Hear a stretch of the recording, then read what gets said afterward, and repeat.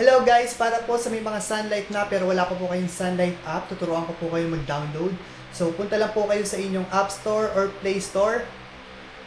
Then search lang po My Sunlight PH. Then yan, click nyo lang po install and open. So yan, need nyo na po mag-register. Mahalaga po na alam nyo yung inyong policy number kasi kailangan po yun sa registration. Then after nyo po mag-register, maglalagin na po kayo.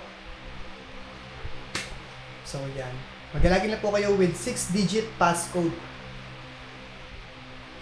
And then dito nyo na po makikita yung inyong policy. And ayan, kung nakikita nyo po sa akin po ay meron na po akong 1 million life coverage. Ibig sabihin ano man po yung mangyari sa akin, magkasakit man po ako ng malala or mamatay po ako, makakatanggap po yung beneficiary ko ng 1 million pesos. So hindi na rin masama, di ba?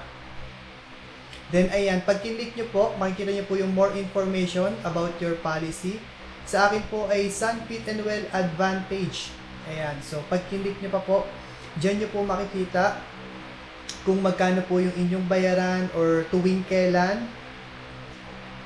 Ayan, sa akin po, yung bayaran ko ay 43,110 annual po, yearly na po yon. So parang pumapatak lang siya ng 4,000 plus monthly. Then, ang coverage ko naman ay 1 million, no? Yun yung pinaka-base. So, hindi na rin masama. Sa 1 year na yan, 43,000.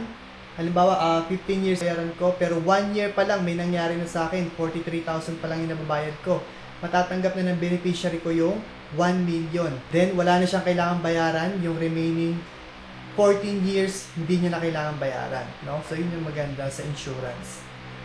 And then, pag sinwipe nyo pababa, makikita nyo po yung inyong financial advisor. So, pag yung financial advisor nyo po ay hindi na active or nawala na sa Sun Life, pwede nyo po akong i-chat, pwede po kayong magtanong, or pwede ko rin kayong bigyan ng policy review. Libre lang po yung walang bayad. I'm very willing to help po. So, wag po kayong mahihiyang mag-message. Ayan, this is Rich, your online financial advisor. Bye!